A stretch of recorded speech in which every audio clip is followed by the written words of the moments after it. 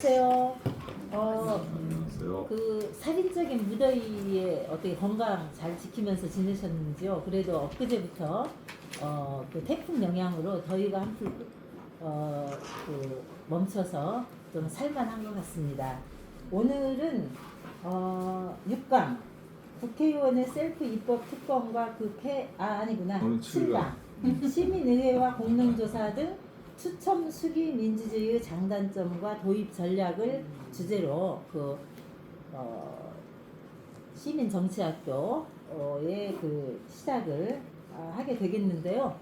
오늘은 뭐 날씨가 좀 선선해서인지 여기 현장에 7, 8분 오프라인에 참석을 하고 계십니다. 우리 줌으로 참석하시는 분들도 우리 이사장님의 강의를 함께 듣고 이제 이후에 좀 다양한 질문을 하는 그런 시간을 갖도록 하겠습니다. 네, 그럼 이사장님께 마이크를 넘기겠습니다. 네. 다들 잘 지내셨죠? 네. 폭염에 고생 좀 하셨지만 그래도 방학은 즐겁잖아요. 근데 이 개학을 하고 나면 늘 문제가 다 까먹어.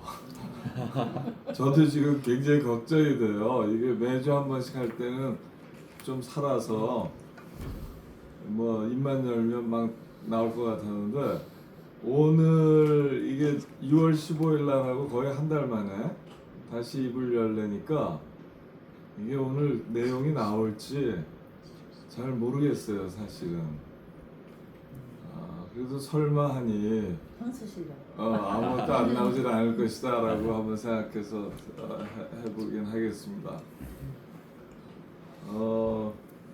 지금 딱 그 6강을 하고 방학을 했어요. 그래서 오늘 7강째고 오늘까지 해서 6강이 남은 거거든요.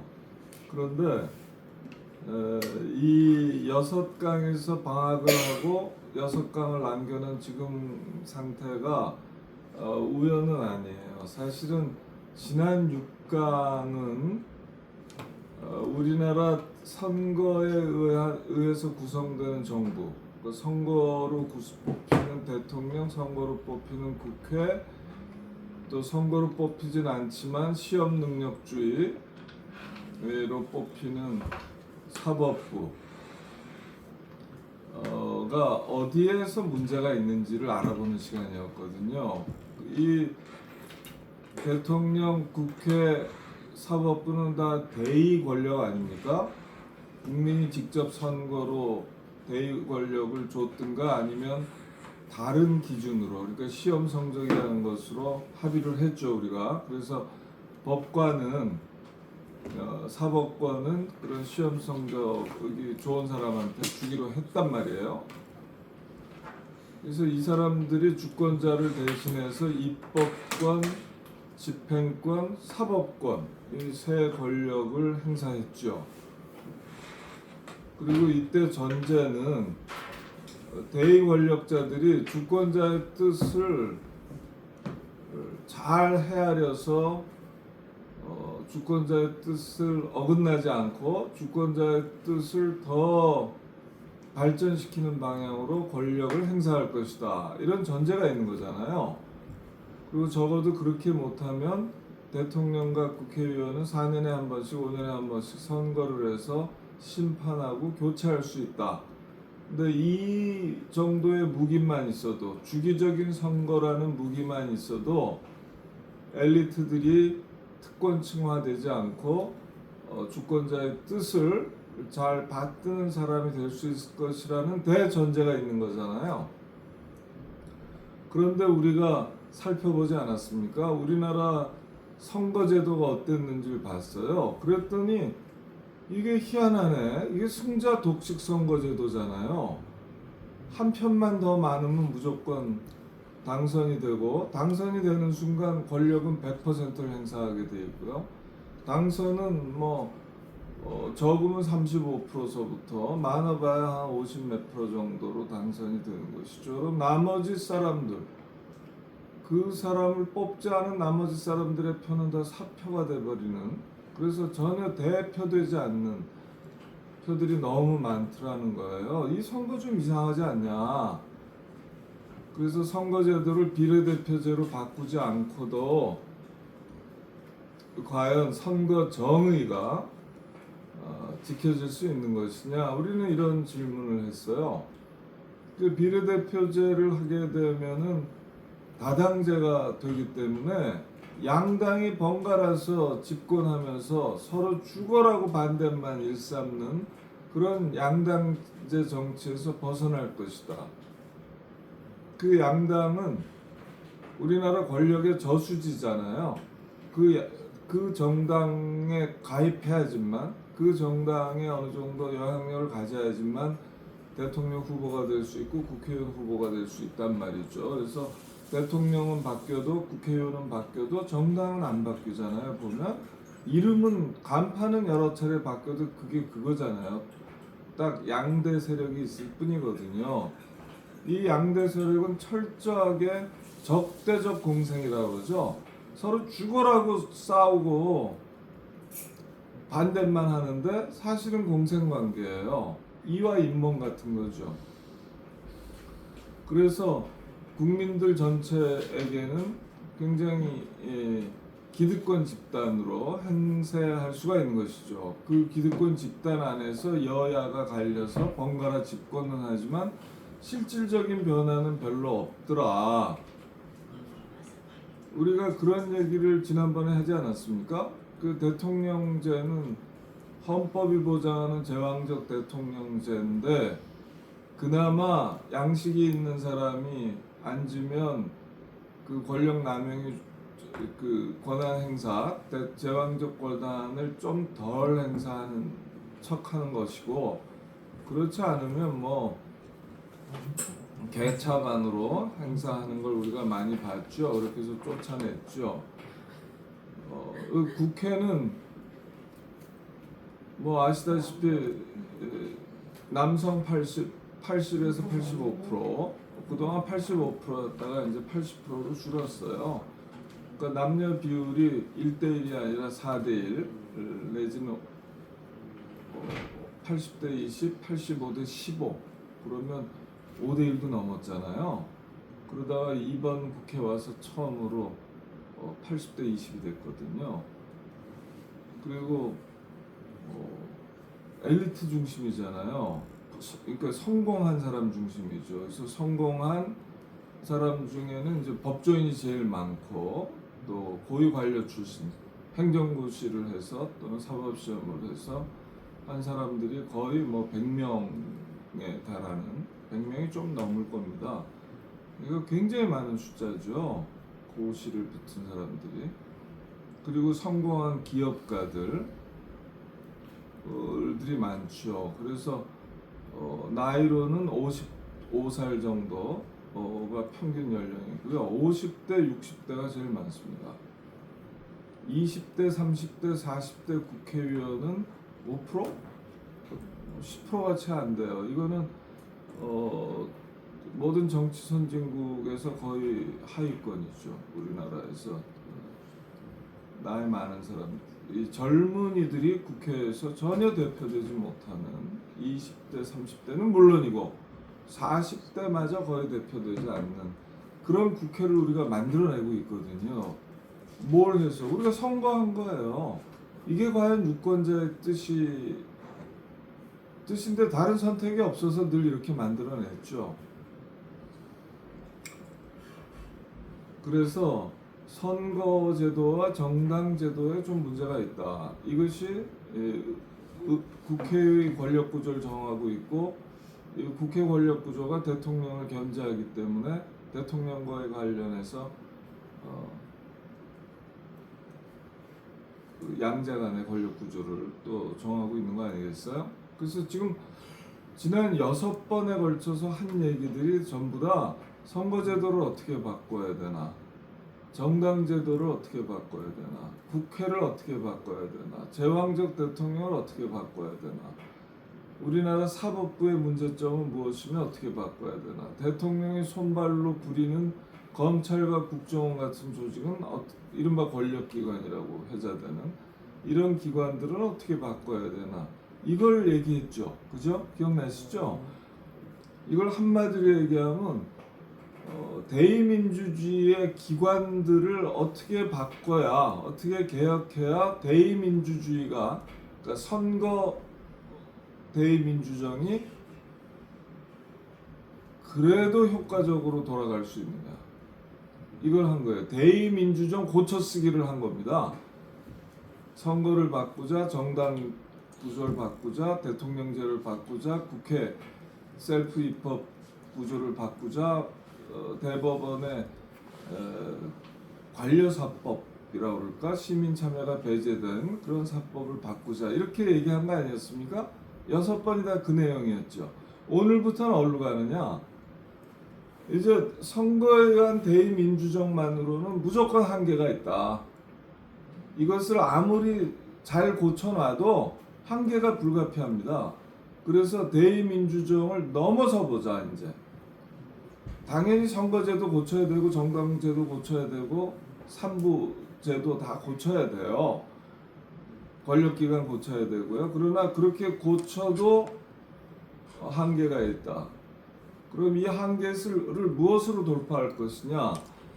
오늘 얘기하는 것이 그 첫 번째죠.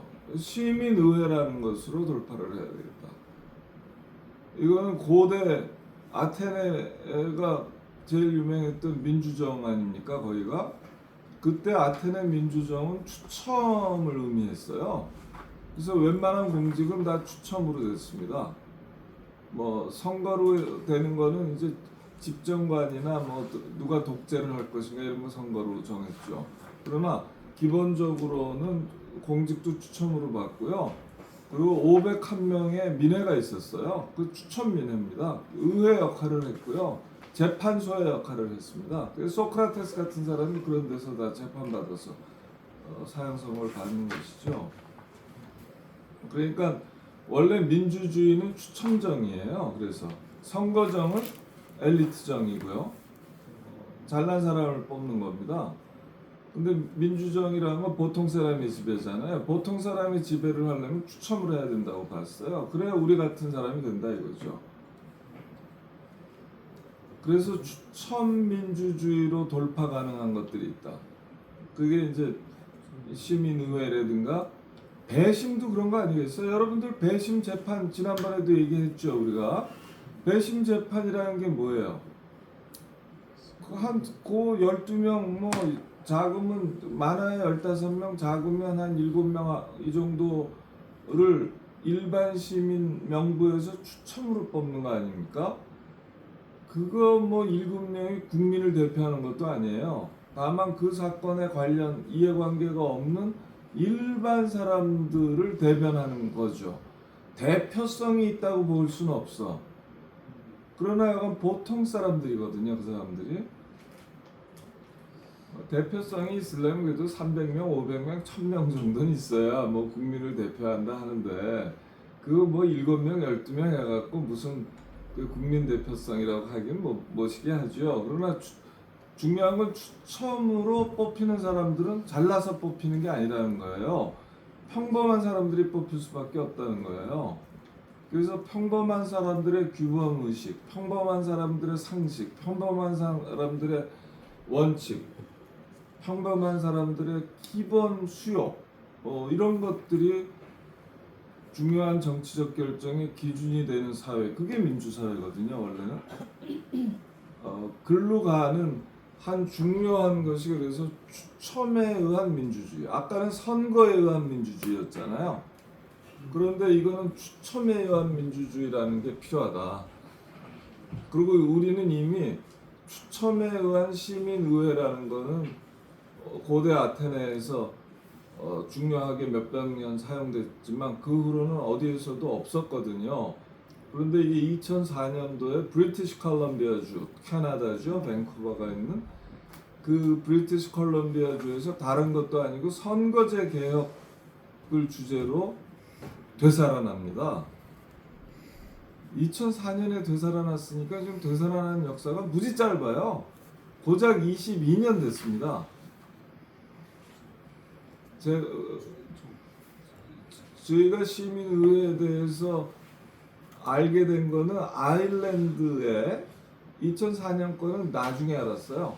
알게 된 건 2010년쯤에 아일랜드에서 낙태 동성혼 뭐 이런 것들을 시민의회를 통해서 권고하고 그 권고안을 국민투표로 통과시킨 적이 있어요. 그 2010년대 10년 전후에서 일어나거든요. 2007년부터인가 뭐 몇 년부터였을 겁니다. 그때 시민의회라는 걸 처음 접했어요. 굉장히 재미있는 아이디어네, 굉장히 재미있는 실천이네, 굉장히 재미있는 실험이네, 이렇게 생각했죠. 아일랜드 시민의회 얘기를 접하고 나서. 그리고 나서 여러 가지를 공부를 하다 보니까 브리티시 컬럼비아주의 선거제 의회 시민회가 제일 훌륭했네.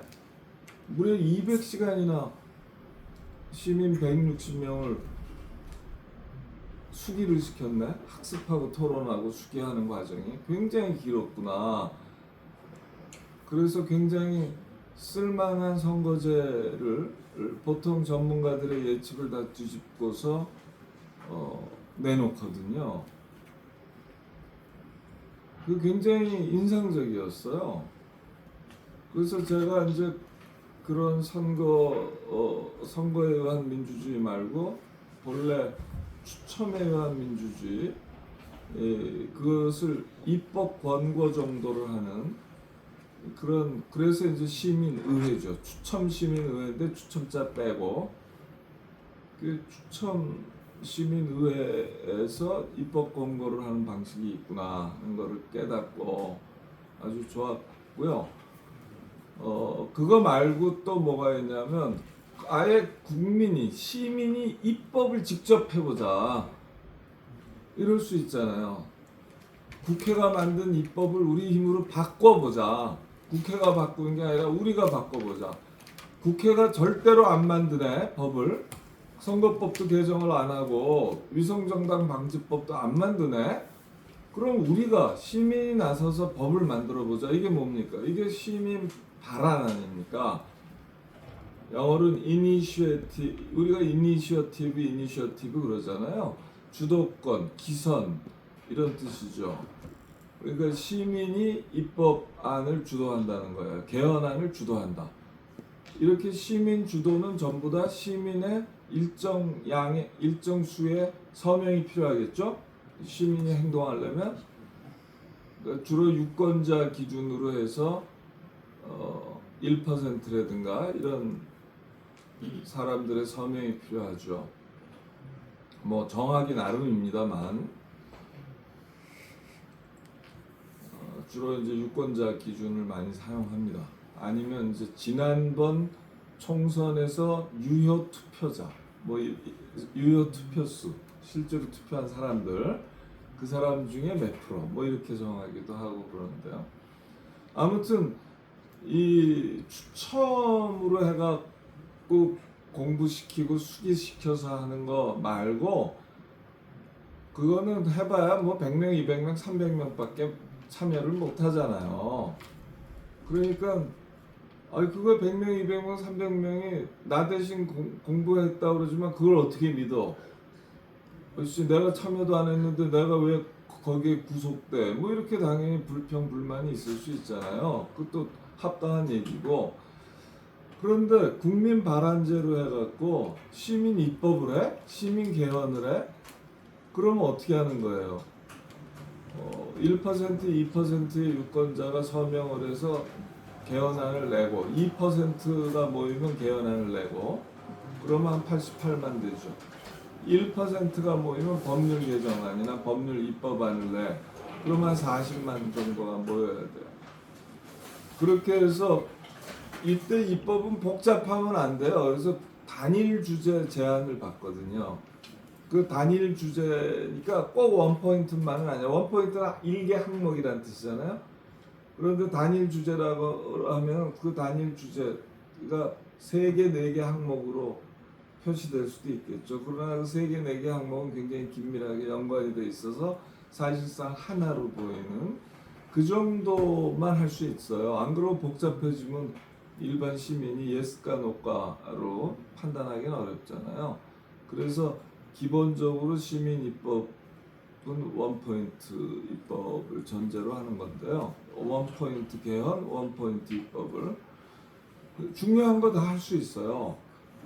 그럼 시민 입법을 하면 입법안을 내놓으면 그건 어디로 가겠어요? 그 국회가 심사하면 되겠습니까?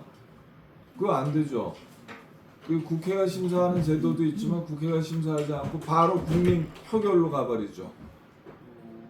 국민이 한 표 한 표 던져서 표로 결정한다. 그러니까 국민 투표는 국민이 표를 던진다는 뜻인데 전문 용어로는 국민 투표는 대의 권력이 부의하는 거를 국민 투표로 결정한다. 뭐 이런 뜻이 좀 있어요. 그래서 가장 일반적인 용어는 국민 표결입니다. 그래서 국민 발안도 국민 표결에 붙이고 국민 거부권 행사도 국민 표결에 붙이고 국민 소환도 국민 표결에 붙이는 거죠. 그리고 이거는 모든 국민이 유권자가 다 참여해서 표결에 참여하잖아요. 다만 다른 건 이건 사안을 결정하는 거죠. 우리 선거권은 사람을 뽑는 거고 선거권은. 그러니까 선거에서의 투표는 사람을 뽑는 거고 사안에서의 표를 던지는 건 찬반 사안을 개헌안이 됐든 입법안이 됐든 정책이 됐든 중대정책이 됐든 그런 사안을 결정한다는 게 다르죠. 그래서 이렇게 국민이 직접 안을 내놓고 사안을 결정하는 걸 뭐라 그런다? 직접 민주주의라고 그러는 것이죠. 이게 원래 민주주의의 본래 모습이지. 원래 민주주의를 한다는 것은 중대 사안을 국민이 직접 결정하는 게 최고죠.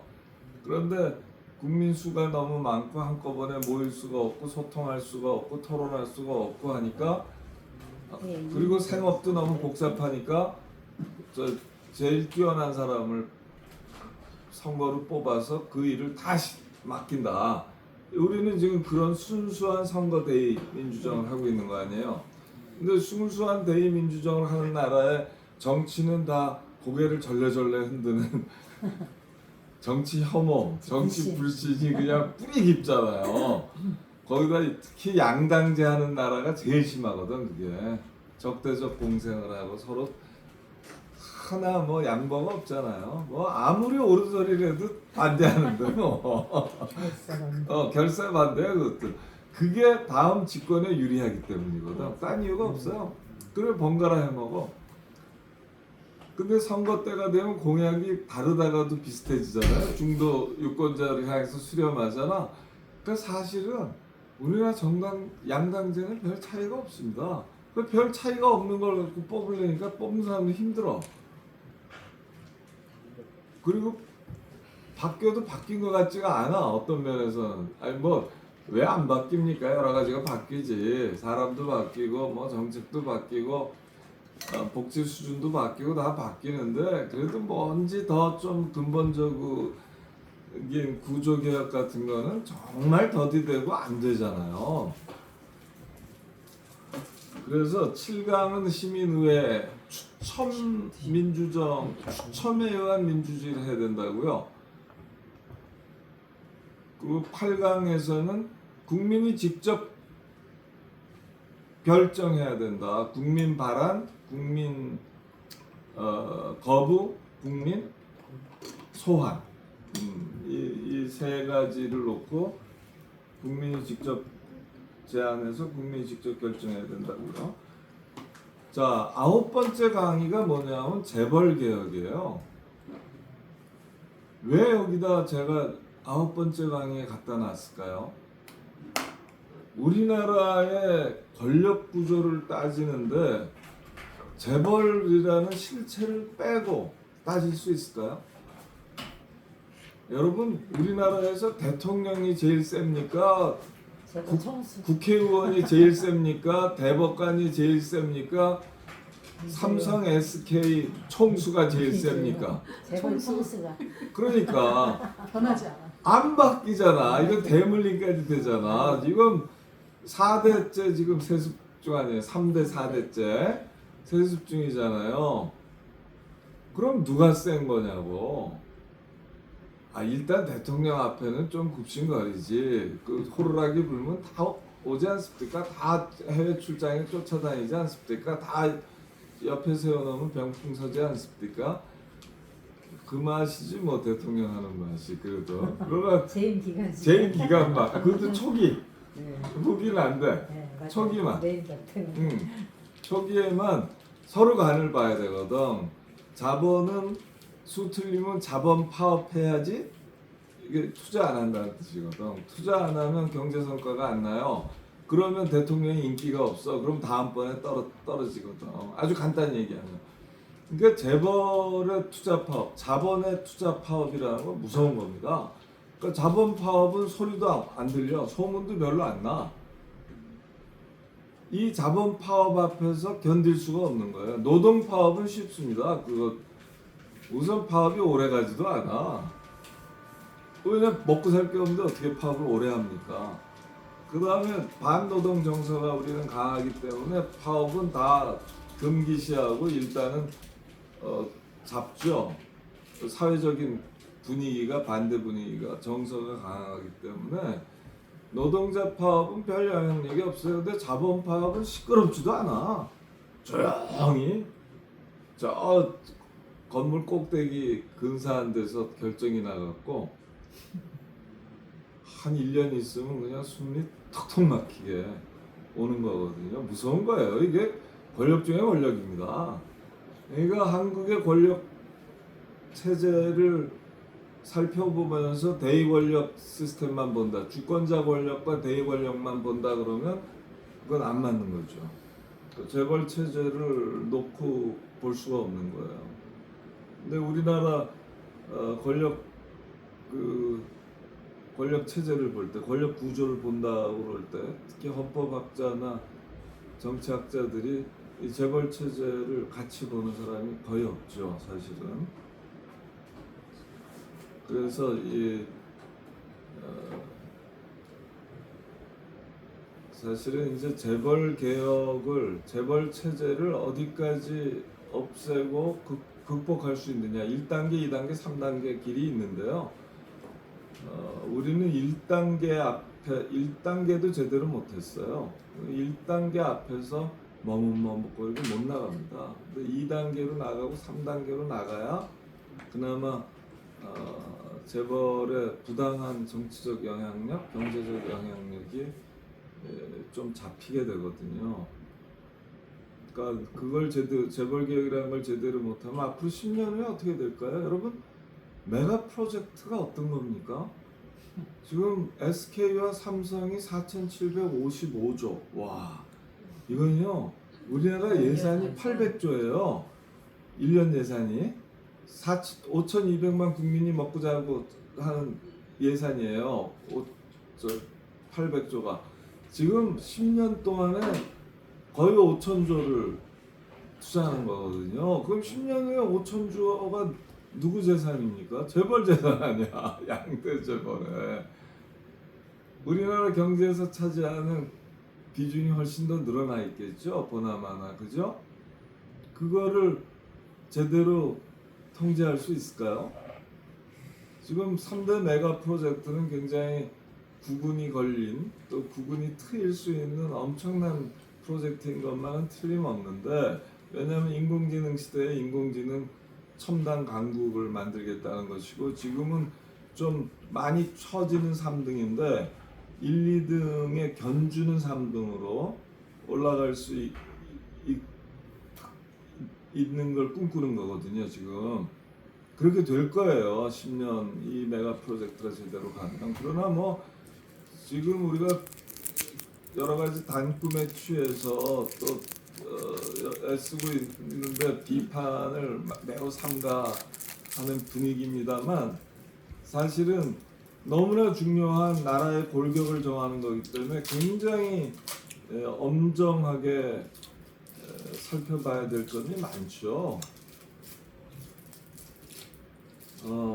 아무튼 이 재벌 체제라는 이 권력 체제를 가장 영속적이고 가장 강한 권력 체제를 어떻게 민주적으로 통제할 것이냐 에서 사실은 시민의회가 국민 발언이 굉장히 큰 역할을 합니다. 왜냐하면 재벌의 손이 가겠습니까? 추첨하는데 무슨 손이 가? 재벌의 마이더스의 손이 안 미쳐. 손을 안 탑니다. 국회의원은 손을 타지. 그것들은 정치 자금이 늘 필요하니까 손을 타요. 그런데 시민의회는 손을 안 타. 국민 발언도 일반 선거에 재벌의 손이 닿는 거 이상으로 닿진 않을 거 아닙니까? 4,400만 원 어떻게 움직이냐고. 그 다 매수할 수가 없잖아. 뇌물 줄 수도 없고. 그걸 다 흔들 수가 없단 말이에요. 그 국민 발언으로 국민들이 막 우리 같은 사람들이 앞장서 갖고 재벌 체제 극복에 필요한 2단계 입법안을 막 내. 그렇게 해서 국민 표결에 붙이잖아요. 한 번에 되나? 한 2년마다 한 번씩 계속 내야지. 그럼 몇 년 만에 국회는 못해도 시민 입법이 가능해지거든요, 사실은. 그 무슨 얘기인지 아시겠죠? 이 재벌 체제라는 거가 재벌 체제는 무섭습니다, 여러분. 언론 누가 잡고 있습니까? 재벌 체제가 갖고 있는 거예요. 광고비. 사법부는 전관이잖아, 전관. 이 사람들이 재벌 고문 변호사하고 다 할 거 아닙니까? 그거 잡고 있는 거예요. 학계 여기 또 경영학, 뭐 법률학 이런 것들은 전부 다 또 사회이사 같은 걸로 꽉 잡고 있잖아요. 또 연구비, 연수 지원. 정치권은 뭐 원래가 잡기 쉽고 제일 잡기 쉽고 고위 관료들 말할 것도 없죠.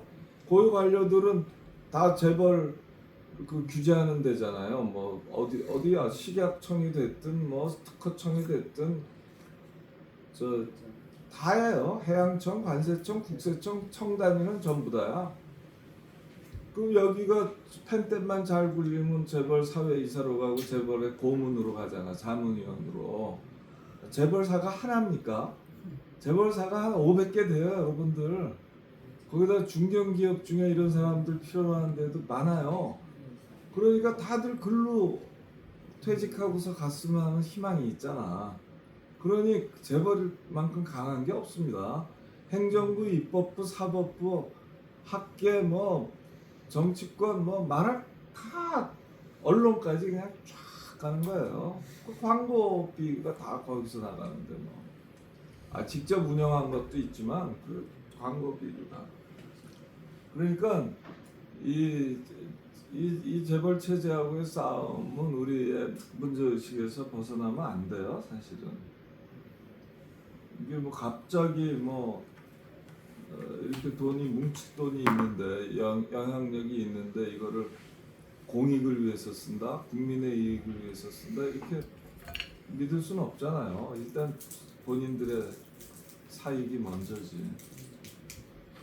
그 돈이 많으면 힘이 세지는 것도 뭐 당연한 것이고 해서 굉장히 딜레마예요. 아무튼 9강에서 할 거고요. 그래서 이제 10강에서 재벌 개혁을 넘어서 좀 더 강한 경제 민주주의. 우리가 민주주의 왜 합니까? 경제 민주주의 하려고 하는 거예요. 그 경제 민주주의는 뭐겠습니까? 이게 인간다운 생활권입니다. 모든 사람한테 인간다운 생활을 보장한다. 일단 일을 통해서 보장해야지. 고용, 창업, 그죠? 이런 형태로 일자리가 있어야 된단 말이에요. 그래야 소득이 있지. 그래야 부가 생기고, 그래야 자립이 되지. 그래야 독립이 생기고, 주체가 생기지. 그래야 무시도 안 받지. 그러니까 사실은 경제 민주주의가 실질 민주주의의 가장 중요한 척도죠. 얼마나 많은 사람들이 인간다운 생활을 하고 있느냐. 이것이 한 체제의 경제 민주주의적 성격을 말해주고 있는 거 아니겠어요? 그러니까 경제 민주주의의 원수는 양극화죠. 부와 소득의 양극화. 한 나라가 아니라 딴 나라에서 사는 그런 사람들이 많을수록 이건 정말 약간 중산층화가 돼야 되는 것인데 그래서 경제민주주의가 제대로 되려면 그 안에서 토지 문제는 어떻게 해야 되느냐, 금융은 어떻게 해야 되느냐, 기업의 소유와 지배는 어떻게 해야 되느냐, 뭐 또 인공지능 시대 그 경제민주주의에 필요한 교육 시스템은 어떻게 돼야 되느냐, 특히 경제민주주의가 공공재라든가 공유부에 대해서는 어떤 생각을 갖느냐, 뭐 얼마나 많겠어요. 이게 사람들이 얘기를 안 할 뿐이에요.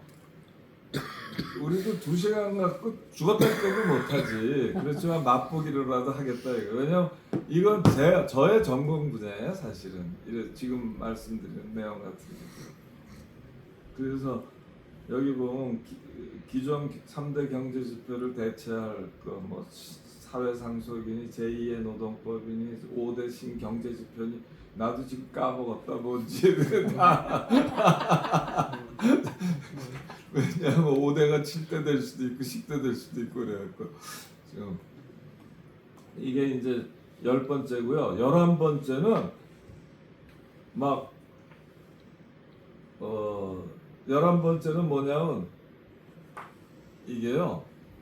국민이 직접 중대사안을 표로 국민투표로 결정해버리고 국민이 직접 막 시민의회를 통해서 권고안, 입법 권고안, 정책 권고안을 내고 그러면 국민이 스마트해져야 되잖아요. 주권자가 스마트해져야 되거든. 그래서 교육이 필요한 것이죠. 또 경제민주주의를 하려도 일단 일을 할 수가 있어야 되잖아요. 세상에 필요로 하는 일을. 그것이 남의 고용이 됐든 창업이 됐든. 그러니까 이걸 또 교육이 만들어줘야 되잖아요. 그래서 시민민주주의를 두텁게 하고 주권자 민주주의를 두텁게 하고, 그러니까 제가 이제 선거민주정을 효과적으로 만들자. 첫째, 이게 있는 개헌론 아닙니까? 그 선거정당 정부를 개혁하자. 그 다음에 여기에다가 추천 민주주의를 보태고 직접 민주주의를 보태자. 그러니까 대의민주주의와 추천 민주주의, 직접 민주주의에서 세 개를 제가 뭐라고 불러요? 호남 민주정이라고 부르잖아요. 3종 호남 민주정. 자, 이 3종 호남 민주정이 도입이 되면 우리가 그걸 개헌을 통해서 얻게 되면 주권자의 법적 권한이 아주 세지잖아요. 그래서 대의 권력을 그때그때 통제할 수 있을 만큼의 주권자의 권력이 생기거든요. 그러면 주권자들이 잘해야 돼요. 그렇기 때문에 교육이 대단히 중요한 것이죠. 특히 인공지능 시대를 맞이해서 교육의 중요성이라는 이루 말할 수가 없잖아요. 그리고 이런 정치민주주의와 경제민주주의가 잘 돌아가려면 밑바탕은 여간 교육으로 의식과 문화를 바꿔야 되는 게 있잖아요. 중장기적인 세상의 변화는 교육으로 하는 것이고 중단기적인 세상의 변화는 법과 제도, 정치를 통해서 하는 거거든요. 그래서 이 어떻게 하면 민주주의, 내가 이제 3종 호남 민주정을 통해서 민주주의가 대폭발한다 해서 민주주의 빅뱅이라는 표현을 쓰거든요. 그래서 민주주의 빅뱅의 지속 가능성을 떠받쳐주는 교육, 개혁이 필요하다. 이거 나중에 우리 강민정 의원님이 좀 맡아서 해주면 좋겠다. 숙제를 내드릴 테니까 9월 9일입니다. 준비하세요. 벌써 예정입니다. 9월 9일날 내가 지구 끝까지라도 이 줌으로 도착할 테니까 결석하지 마시고 9월 9일날 그래서 학교 교육 개혁은 우리 강민정 의원님이 맡아주시고 저는 대학과 대학원 평생교육 이거를 맡아서 어떻게 해야 인공지능 시대의 학문 선진국과 교육 선진국을 만들 것이냐. 그래서 나는 학문 담당, 우리 강 의원은 교육 담당. 이렇게 좀 해봅시다. 오케이? 부탁해요. 그리고 이제 마지막이 뭐냐면 이제 간신히 복습과 예습을 지금 다 끝내게 되는 거예요. 마지막은 뭐냐면 자, 여러분들 지금 보셨잖아요. 자, 3종 호남 민주정 안에 추천 민주정 안에 뭐가 들어갈까요? 아까 시민의회가 들어간다고 그랬잖아요. 그거 말고 배심제잖아. 시민 재판, 그러니까 배심 재판, 배심 기소 이런 게 다 추천 시민 아닙니까? 그러니까 추천 민주정의 연장이거든 그것이. 그러니까 우리는 뭘 갖게 됐어요? 선거에 의한 대의 민주정을 근간으로 삼죠. 엘리트 민주정을. 그런 다음에는 여기에 중대 사안에 대한 직접 민주주의, 국민 발언 민주주의, 그리고 중대 사안에 대한 시민의회, 추천 민주주의, 그리고 5대 중대 사건이라고 했죠 그때 그죠? 5대 중대 사건에 대한 시민 배심, 시민 기소. 와 이걸로 주권자가 빵빵해졌어요. 입법, 사법, 행정에 다 참여하고 대의 권력을 컨트롤할 수 있게 됐어. 그러니까 필요할 때는 힘은 들지만 대의 권력을 컨트롤할 수 있는 법적 권한을 갖게 됐단 말이에요. 여기에 이 호남 민주정의 힘으로, 민주주의 빅뱅의 힘으로 경제 민주주의를 진전시켜. 그래서 부와 소득의 양극화를 극복해 나가. 그러면서 모든 사람에게 인간 대한 생활권을 멋지게 보장해주고, 그러면서 거기에 필요한 정치, 경제, 민주주의에 필요한 교육 개혁을 통해서 전 세계가 부러워하고 존경하는 한국 민주주의가 만들어진다고 생각해 보세요. 얼마나 멋있어? 보세요. 호남 민주정, 호남 민주정, 생각만 해도 흐뭇하네. 시민사법, 교육 개혁으로, 교육 혁명으로 경제 민주주의를 밀고 나가는 그런 주권자 혁명. 이게 여러분들이 나와 함께하는 비전이에요. 여러분들이 웃잖아. 그러면 안 돼. 왜냐면 왜 사람의 비전을 웃냐고. 웃으면 안 왜 돼. 웃냐면요. 왜? 그것을 5년 내 실천 방안에 실천 계획을 마지막에 단위를 하시는 게 좋을 것 같아서 묻는 거예요. 아니 이런 큰 비전이 5년 안에 되는 게 어디 있습니까? 씨가 뿌려서 수확을 하는데 시간이 걸리지. 그러나 전무에서 전부가 아니거든. 이게 이제 부분적인 실천과 실험을 통해서 조금씩 누적이 되다 보면 어느 순간 양질 변화가 일어나요. 그렇게 해야죠. 여기서 전략적으로 어떻게 가장 우선되냐 이런 얘기 내가 다 하지 이제 이행 방법에 대해서. 그러나 이 정도를 꿈꾸지 않으면 인공지능 빅뱅 앞에서, 기후위기 빅뱅 앞에서, 미중 패권 경쟁 빅뱅 앞에서 우리나라가 아주 모범적이고 선망받는 최고의 민주주의 국가, 특히 최고의 삶의 질 7, 그죠? 반부패 투명성 7, 이 두 가지. 그리고 지속 가능성이죠. 지속 가능성 7에 들어간다. 얼마나 기분 좋습니까? 지금 그 이 세 가지 집회에서는 다 전 밑바닥이잖아 우리가. 근데 이게 실질적 민주주의의 좌표들 아니겠어요? 그죠? 그렇게 해서 사교육비에서도 해방되면서 인재들을 잘 길러내고 여러 가지 시간의 여유를 갖고, 왜냐하면 경제 발전을 통해서 시간의 여유를 가지면서 또 공적인 일에 대해서 필요할 때는 덤벼들어서 민주적 결정을 해나가는 세상, 얼마나 상상만 해도 가슴이 뛰지 않습니까? 내가 이런 가슴 뛰는 여정에 여러분들을 초청한 건데 지금 다들 비웃었어.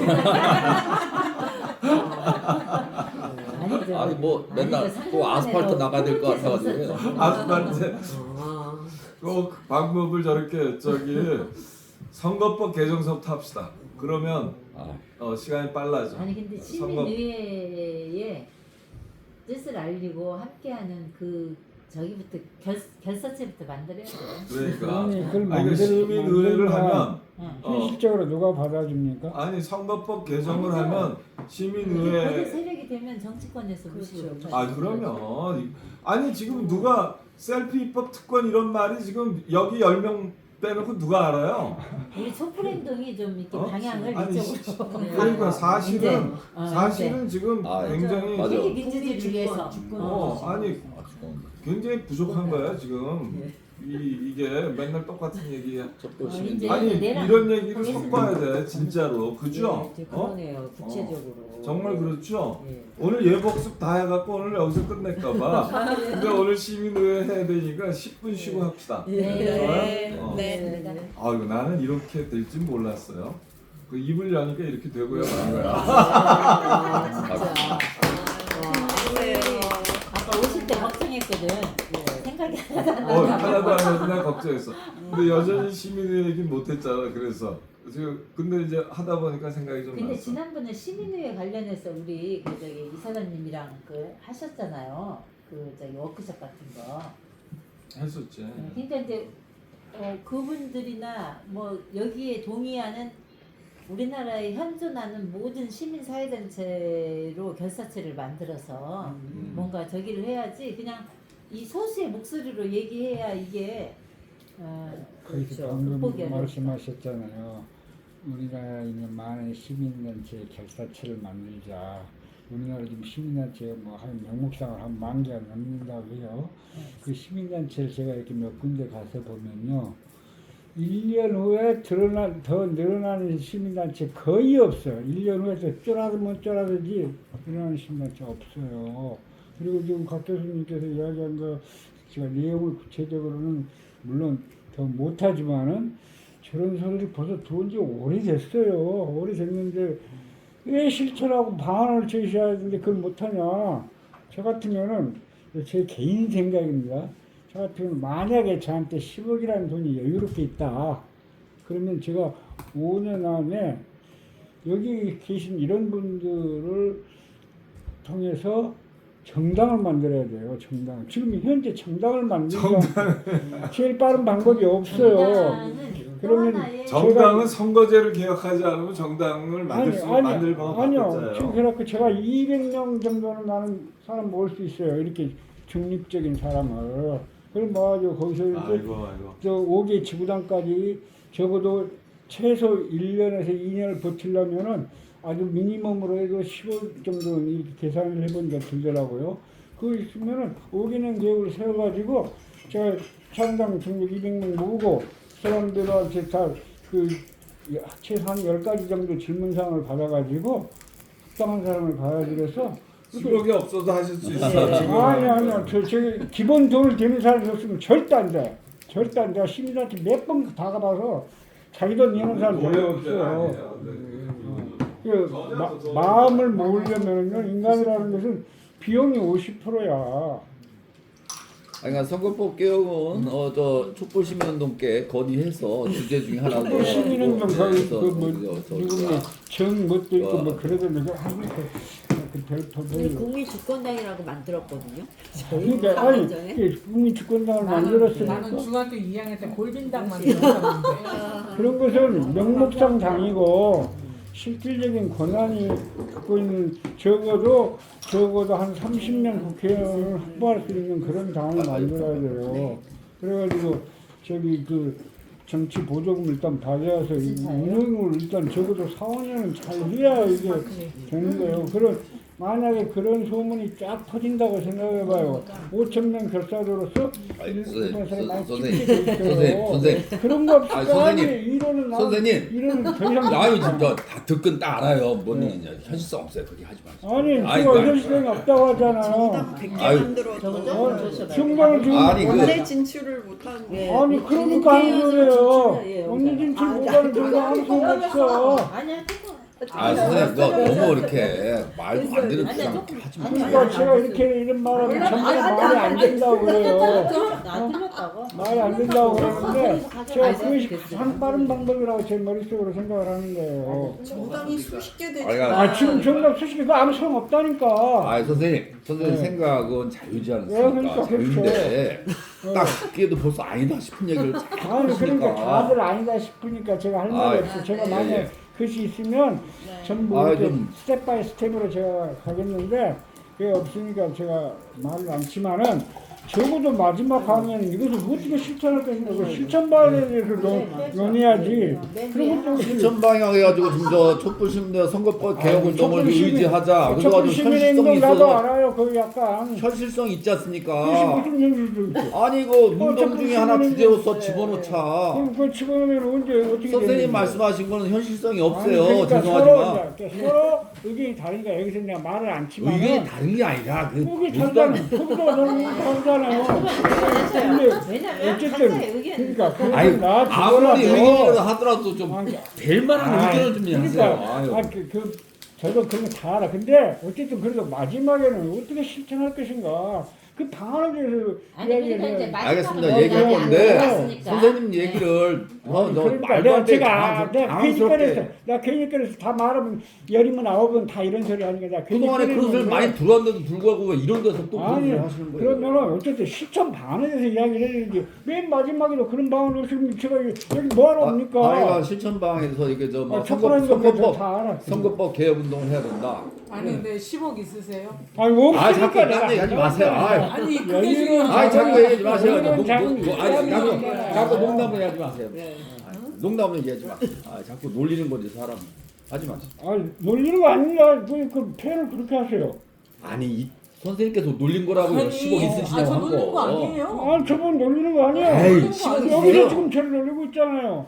아니 나는 선생님이 그렇게 이게 10억 있으세요 하는 게 놀리는 거죠. 선생님 없다고 하시는데 자꾸. 내가 처음 없다고 했어요.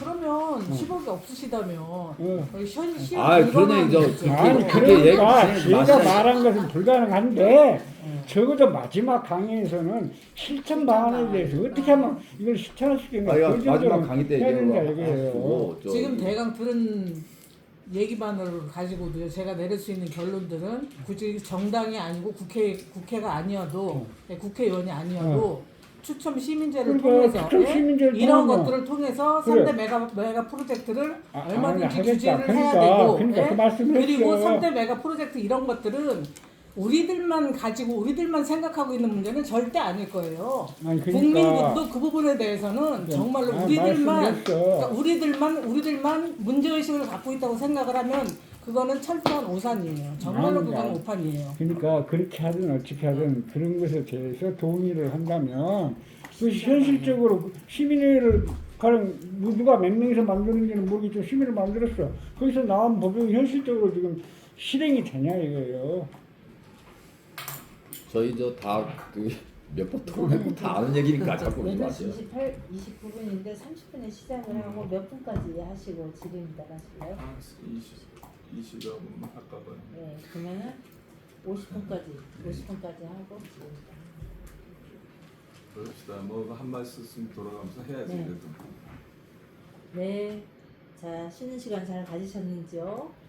이어서 저희가 지금 30분이 돼가는데 8시 50분까지 강의를 듣고 50분 이후부터는 여기 이제 현장과 온라인에 참여하신 분들 돌아가면서 뭐 질문이나 또는 오늘 참여하고 나서 어쨌든 뭐 하시고 싶은 의견이나 이런 것들을 얘기하는 시간으로 갖도록 하겠습니다.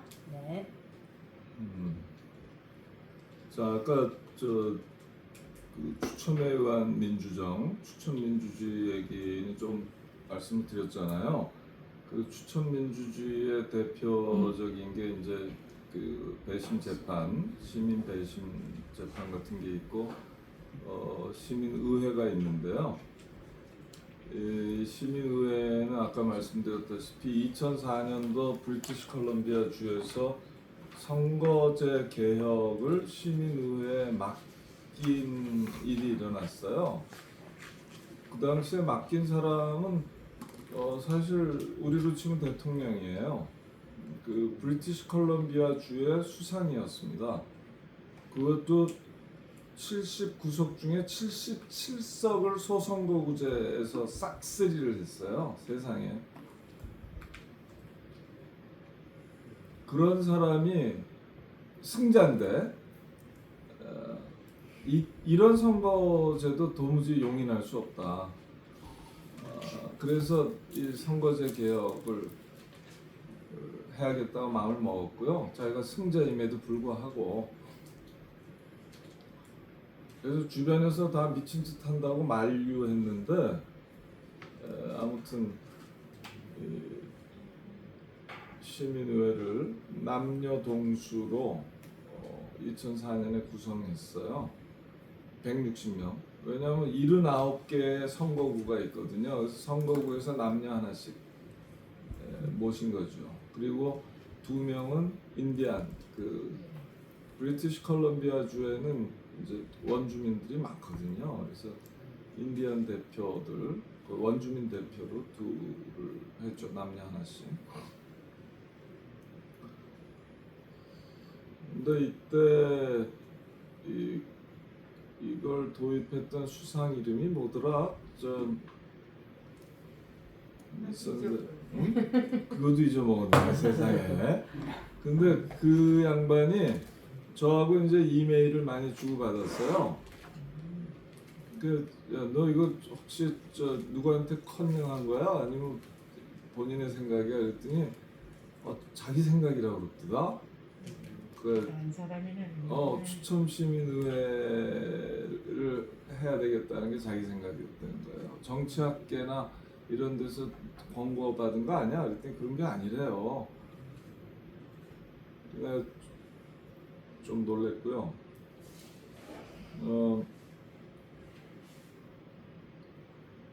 우리가 멀쩡하게 선거에 의한 의회가 있는데 왜 추첨에 의한 의회가 또 필요할까요? 고든 캠벨. 그래, 고든 캠벨이었어요. 근데 도대체 왜 필요할까요?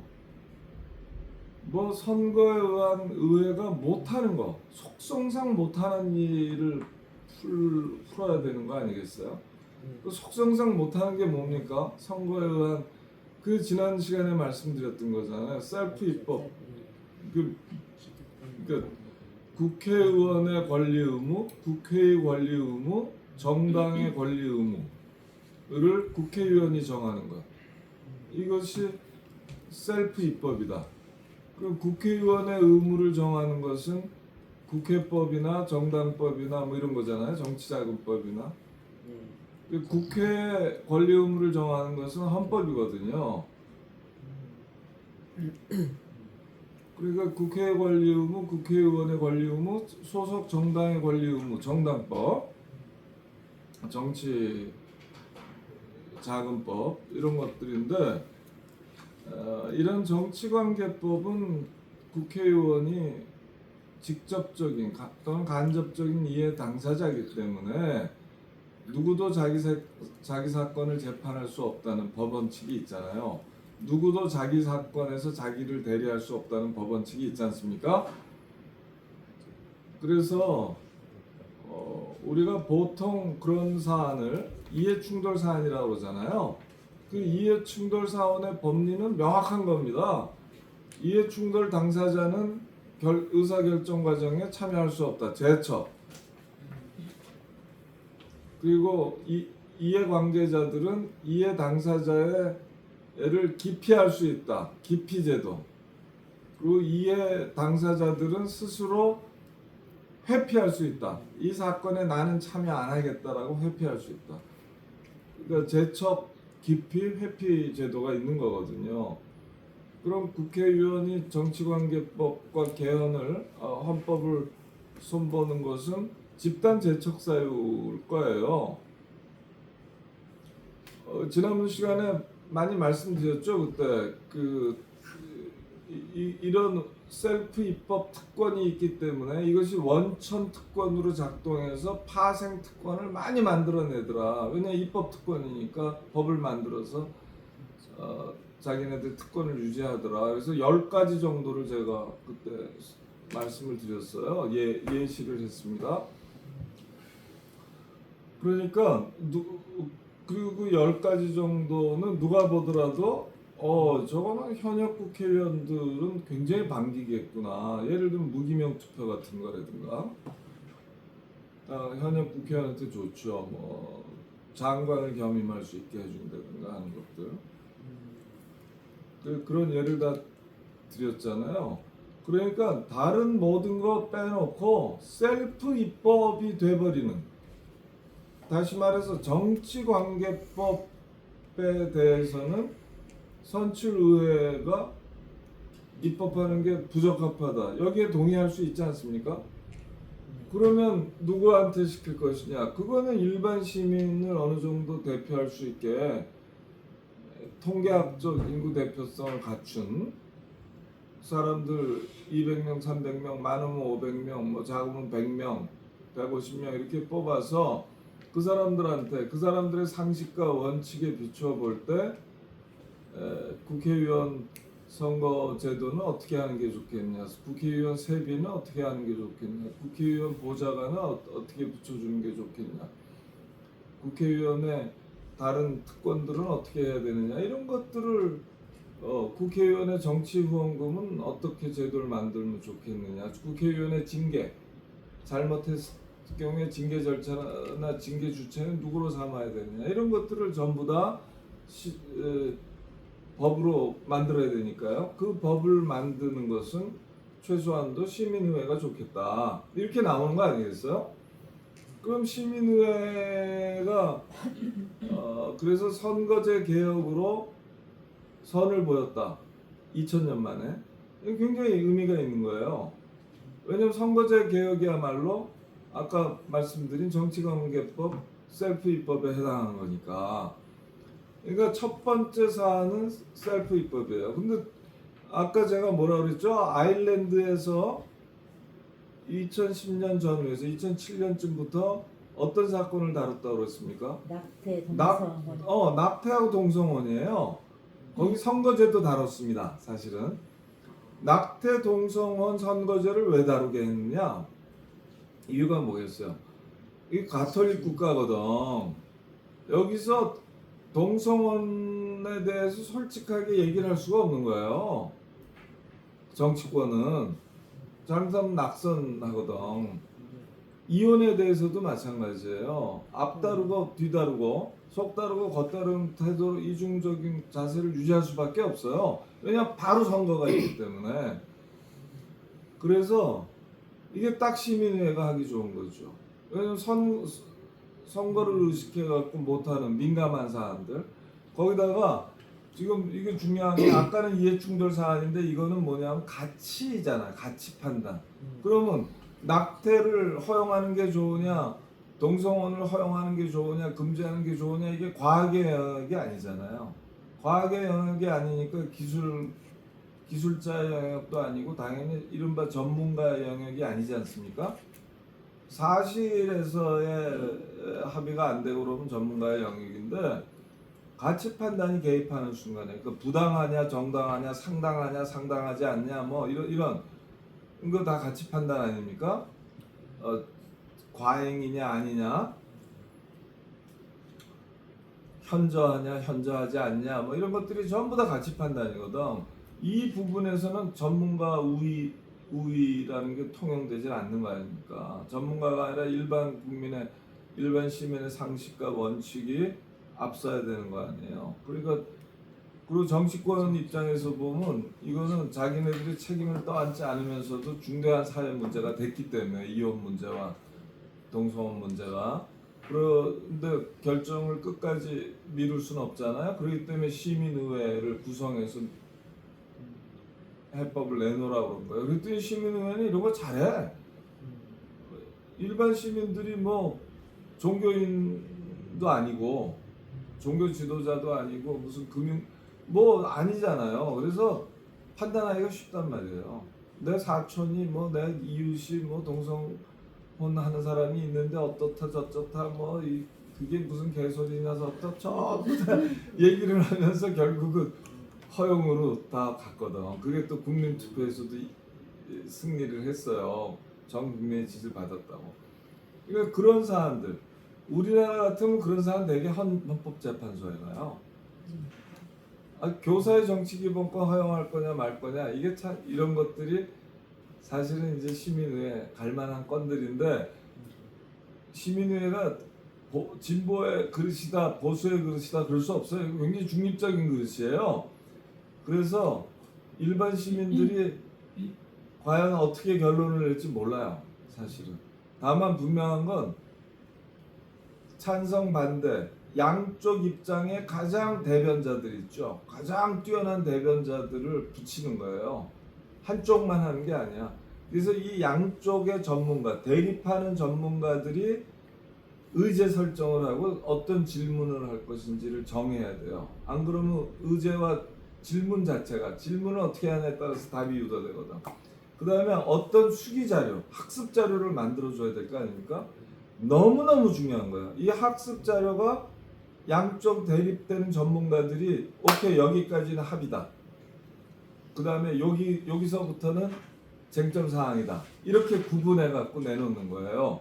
이 수기 자료집에. 이 수기 자료집을 얼마나 전문적이면서도 중립적으로 만들어내냐가 너무너무 중요한 것이죠. 그래야 공신력이 생길 거 아닙니까? 그래야 조정당하지 않는 거죠.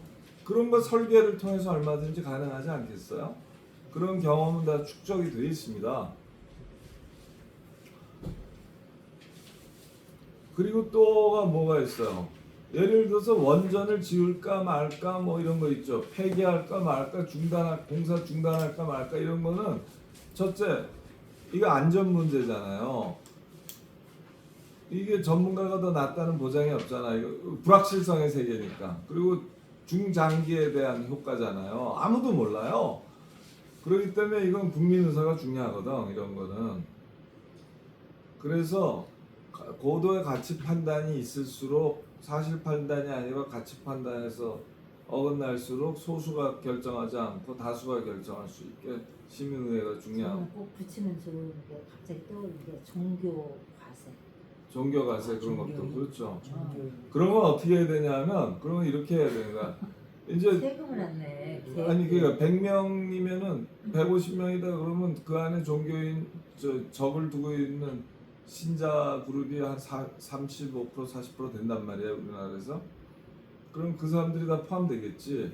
그러면 이제 종교 전문가, 종교 그 당사자들이 나와서 왜 비과세해야 되는지 주장할 거고 그렇지 않은 사람들이 나와서 왜 과세해야 되는지 주장해서 팽팽하게 합의 자료 만들고 수기 자료 만들고 학습 토론 수기 과정을 거쳐서 보통 시민의회는 선거의회는 과반수를 결정하잖아요. 근데 시민의회는 보통 70% 이상으로 결정해요. 합의 70% 이상이면 7대3 아니야. 그러니까 이미 2배 이상 차이가 나잖아요. 그럼 대체로 컨센서스가 이루어졌다 보는 거거든요. 그리고 70%씩 가는 거는 대부분 80%도 갈 수, 90%도 갈 수 있어요. 그래서 이렇게 70% 정도의 합의 강도가 나오지 않는 거는 합의가 안 된 걸로 칩니다. 그래야지만 권고적 효력밖에 없기 때문에 권고적 효력이 힘을 발휘하려면 이거 85%가 지지했어. 이렇게 될 때 힘이 있을 거 아닙니까? 그죠? 그렇기 때문에 보통 다 70% 이상을 요구해요. 어디서나.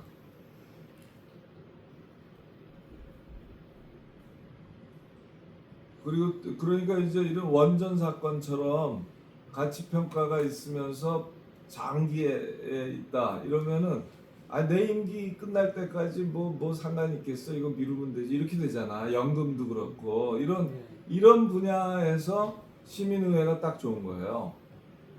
그러니까 선거의회가 제대로 할 수가 없는 사안들이지.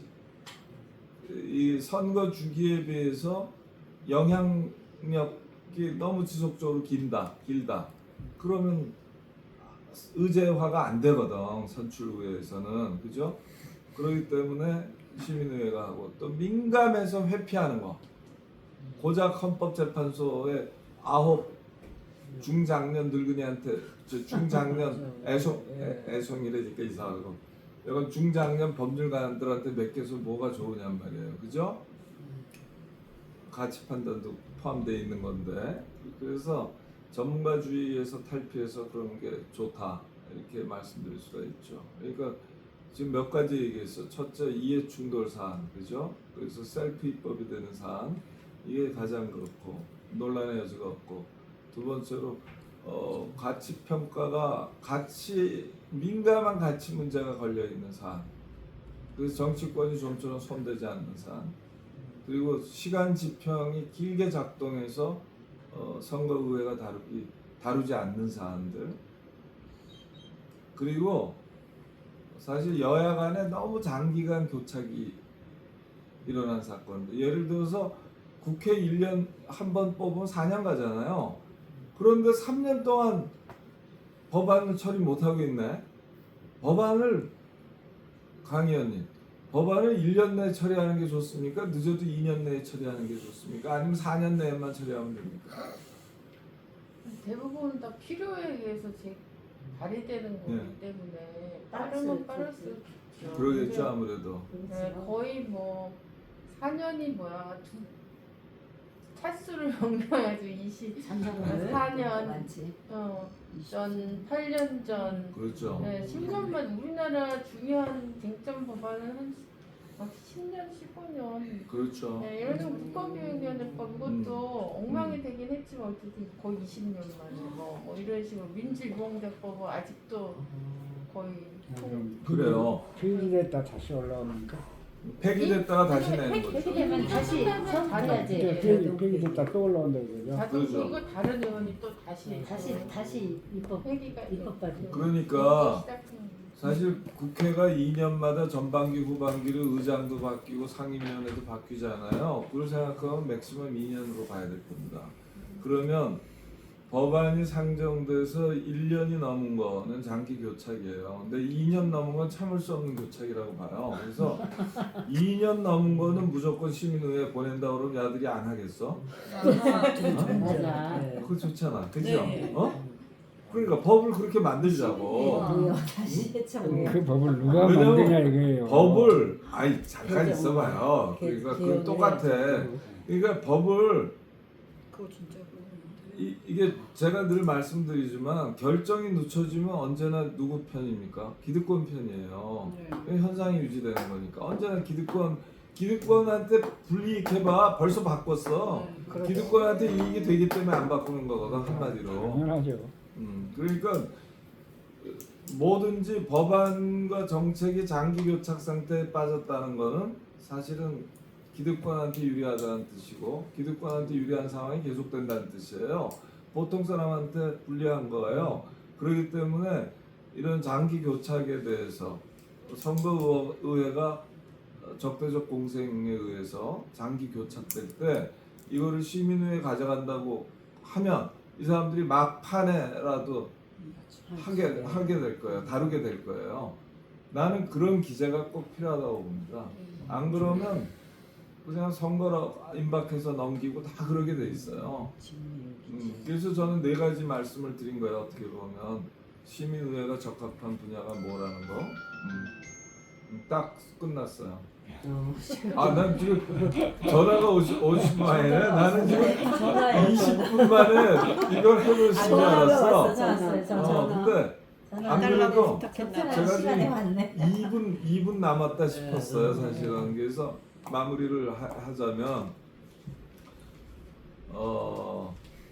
추첨시민회가 딱 직관적으로 굉장히 좋은 면이 있다는 걸 알 수 있잖아요. 그러나 선출의회가 있기 때문에 여기에 구속력을 갖기는 어려워요. 그죠? 그래서 구속력을 갖게 되면 선출의회 위에 있는 것이지. 근데 구속력을 주기에는 내가 저 사람들이 추첨된 거지 내가 뽑은 게 아니다 이런 생각이 있어. 우리 뽑은 걸 되게 좋아해. 내가 뽑은 게 아니다. 내가 위임하지 않았다 이거예요.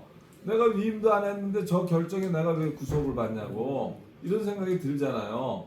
그리고 뭐 5,000명도 아니고 뭐 50명, 100명, 150명, 200명 갖고 말이지 국가적 중대 사안을 결정해? 사실 말이에요. 300명으로 하게 되면 그러니까 150명쯤으로 하게 되면 위아래로 10%입니다. 에라톤이. 그러니까 지금 우리가 1000명짜리 여론조사를 하잖아요. 이거를 랜덤 샘플링 1000명입니다. 그렇게 되면 이것이 국민을 그대로 반영할 확률이 플러스 마이너스 3%예요. 견딜만 한 거야, 그래도. 그런데 이게 플러스 마이너스 10%가 되면 20% 범주에선 분간이 안 간다는 뜻이거든, 위아래, 그죠? 그러니까 사실 이걸 국민 대표성이 있다고 억지로 쓰기는 좀 쉽지가 않아. 200~300명 규모는. 그러나 이해관계가 없잖아요, 사람들이. 그리고 평범한 사람들은 맞잖아. 그리고 남녀 비율이라든가 세대 비율이라든가 거주, 지역 비율은 다 맞출 수가 있거든. 이거 아주 심플하거든, 맞추기가. 그러니까 연령 비율, 지역 비율, 남녀 비율 요 세 가지는 확실하게 맞출 수 있어요. 이것만 맞춰도 어디야? 그렇죠. 그렇지만 지금 우리가 고관여층 아니면 선거합니까? 기권이 반인데, 그러니까 고관여층 아니면 여기 시민회는 더 안 들어오지. 이거는 와서 공부해야 되는데 주말 희생하고 아무리 일당을 받아도 그렇지. 일당을 많이 주면 없는 사람이 또 해, 직업으로 생각하고. 그런데 여기에 재벌이 여기 오겠냐고. 안 오지. 그 100명, 200명의 재벌이 들어갈 리가 없잖아. 진짜 돈 많은 사람들. 그러니까 이런 문제들이 다 있어요. 그러나 시민의회에 진짜 돈 많은 사람을 대변하는 정경련이 와서 대변하면 되지. 전문가로 불러서, 증인으로 불러서 얘기 들을 수는 있잖아. 그렇게 처리하면 돼. 그러니까 웬만한 반론들이 다 가능한데 설계를 잘하면 그 반론들은 다 물리칠 수 있어요. 그럼에도 불구하고 마지막 남는 게 지금 아까 말씀드린 거지.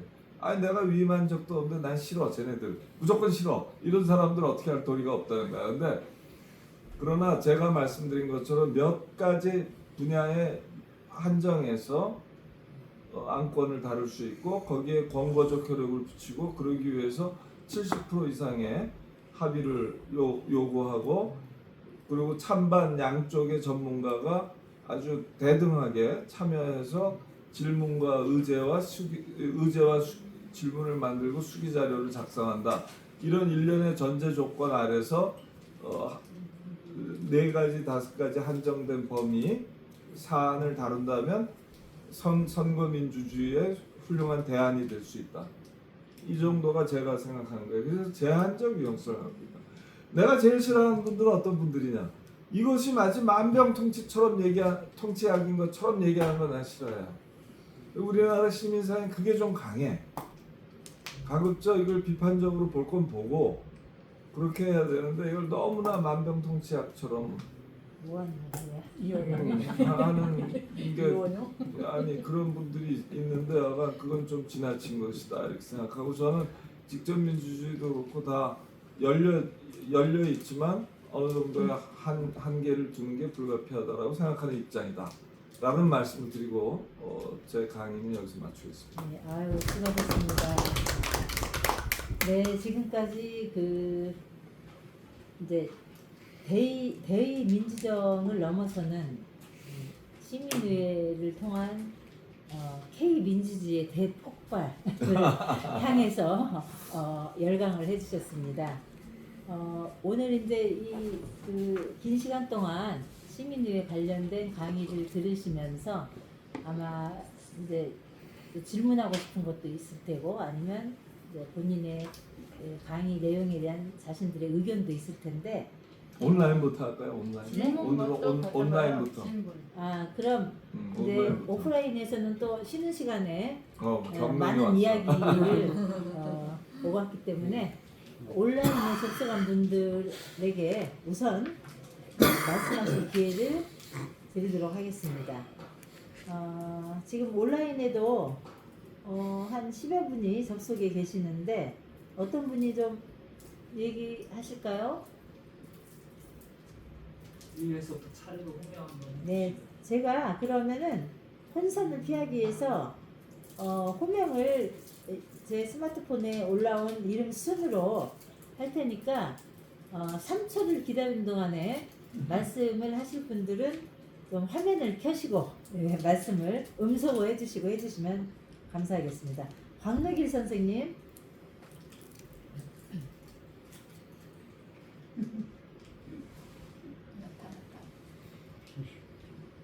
네, 반갑습니다.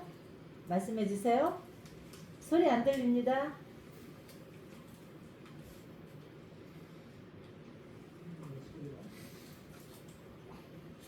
우리 소가 상태야. 해제했는데 해제했어? 소리가 소리가 됐어. 네, 그러면은 소리가 안 들리니까 패스하도록 하겠습니다. 우리 저 멀리 계시는 충청권에 계시는 김대월 선생님.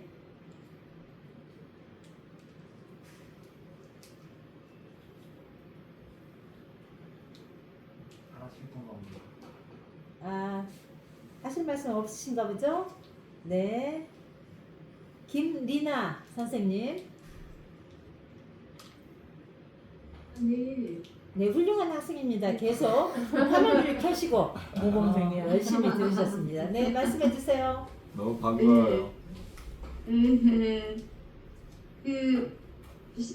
브리티시 컬럼비아하고 아일랜드의 그 시민 사례를 말씀을 해주셨잖아요. 벌써 2004년, 뭐 2010년 이렇게 20년 전 뭐 이렇게 그런 시도가 있었다고 하셨는데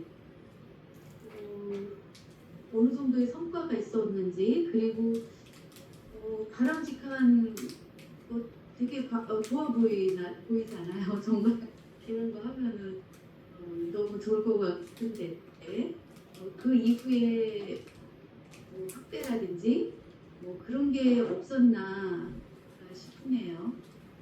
그게 궁금하네요. 네, 어떻게 바로 답변을 해주시겠어요? 아니, 아니면 바로 모아서? 짧게 할게요. 네, 그 OECD 국가에서 한 1000회 넘게 시민의회가 시도가 됐고요.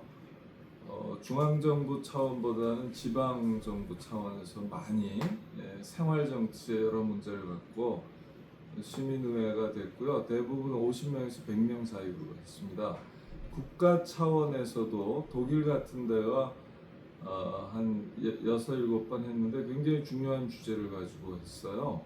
근데 가장 최근에 한 거는 비만 문제, 비만과 음식 다이어트 문제를 갖고 했어요. 그러니까 별별 그 주제를 갖고 다 할 수 있는 것이죠. 그래서 그걸 제약회사라든가 식품회사의 얘기만 듣지 않고 실제로 일반 시민들의 관점에서 그 제약회사나 식품회사가 하는 얘기들을 판단해 볼 수 있게 그리고 어떤 식생활이 바람직한 식생활인지를 경험을 나누고 그런 시민회가 있었습니다. 뭐 뿐만 아니라 세계에서 독일의 지위 뭐 이런 것에 대해서도 했고 외교 문제에 대해서도 했고요.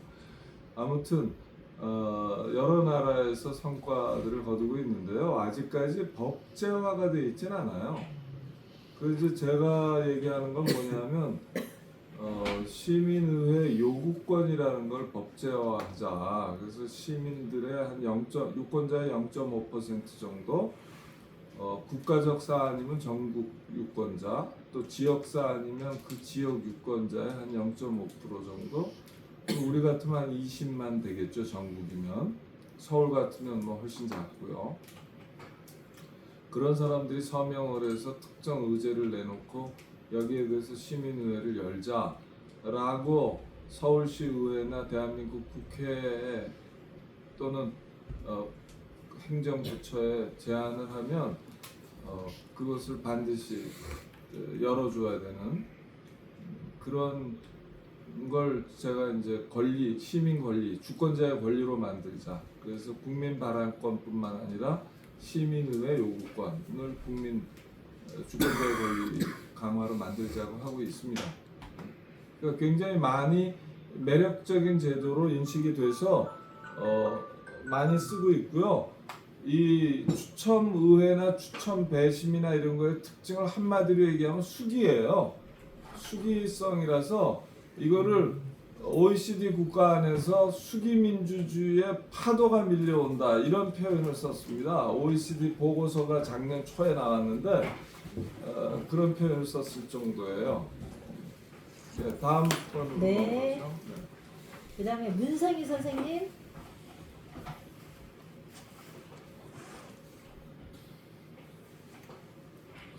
네, 말씀이 없으셔서 민승현 선생님.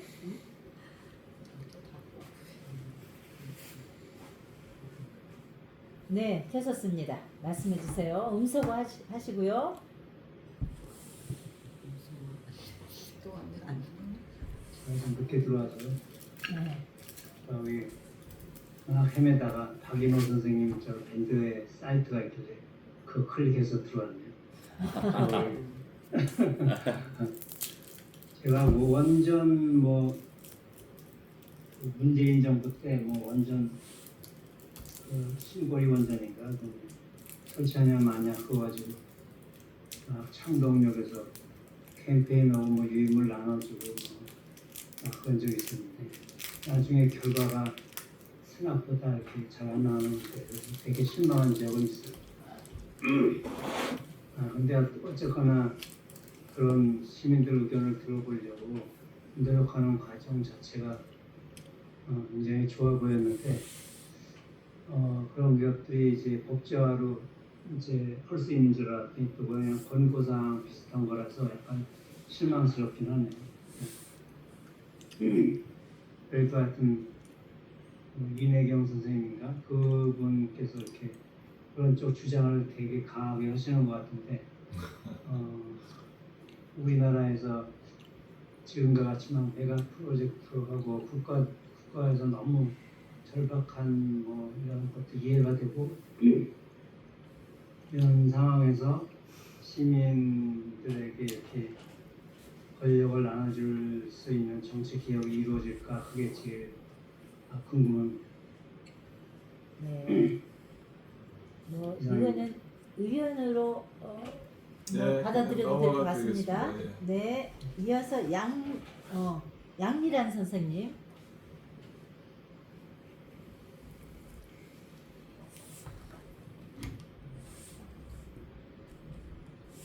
네, 의견이 없으신 것 같아서요. 이현희 선생님.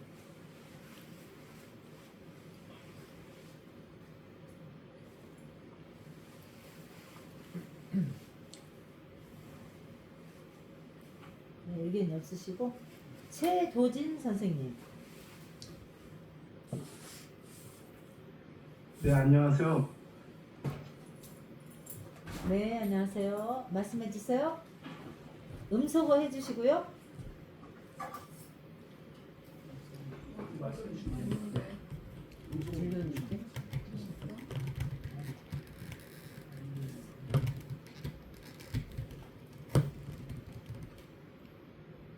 됐나요? 네. 거기 그 시민회 듣고 보니까 좋은 것 같은데요.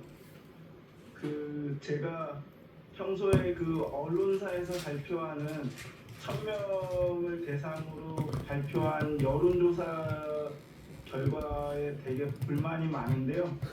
그 보면은 뭐 10%나 5% 응답하면은 100명, 50명 응답했는데 그 사람들이 성비나 연령, 학력, 소득을 대표하지도 않는데 심지어 학습이나 수비도 되지 않은 사람들의 여론이라고 이렇게 발표를 하고 심지어 그 여론조사에 그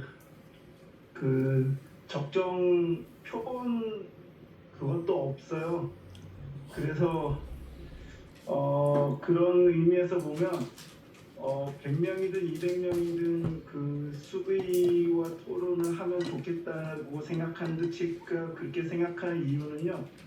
백분 토론 같은 거 이렇게 보면은 그 사회 문제에 대해서 시청한 사람들이 100분 동안 이렇게 공감대를 형성하는 것 같아서 되게 좋은 경험이 있었고요.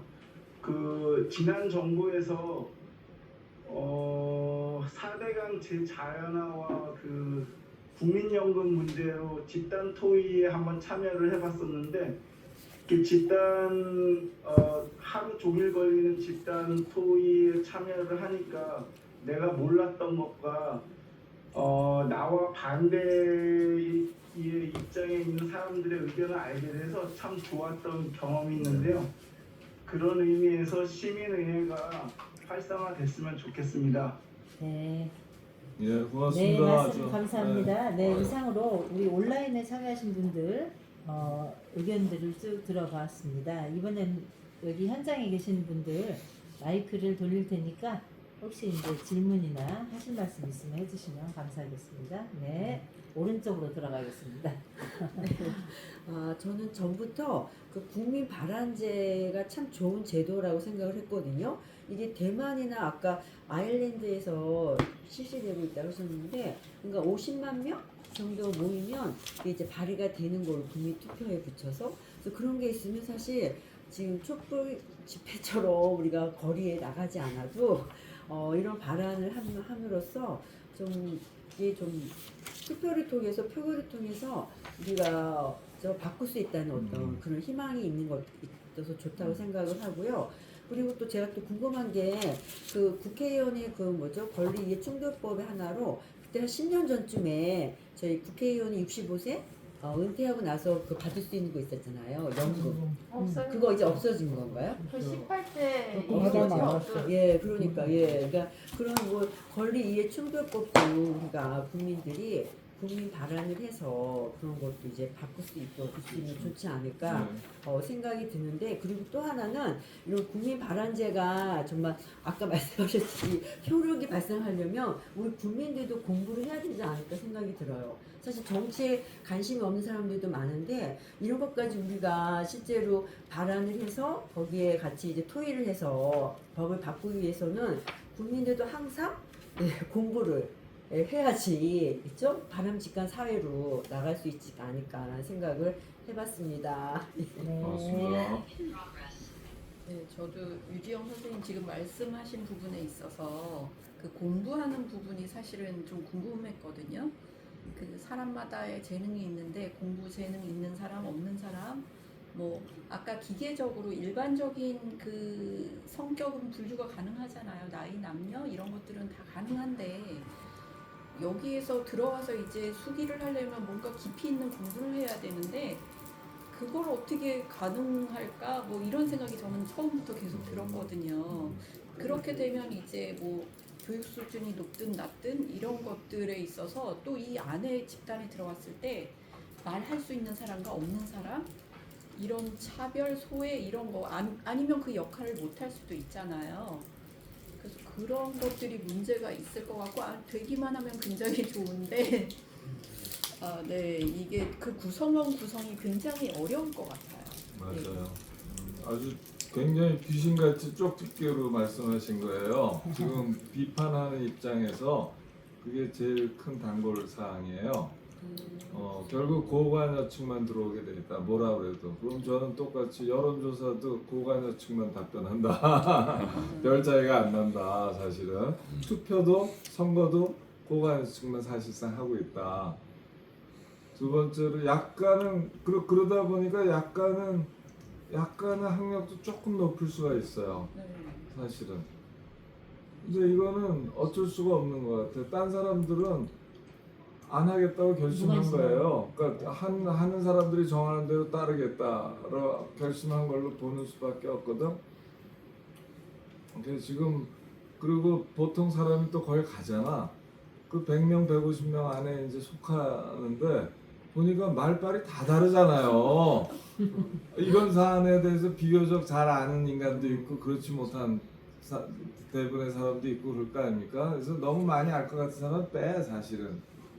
반면에 또 너무 모르는 사람 있죠? 이 사람은 10시간 갖고는 어려워요.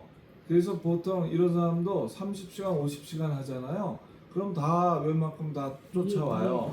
그런데 이런 사람들이 과연 주체적으로 볼 것이냐 아니면 다수가 형성된 거에 그냥 손을 들어줄 것이냐.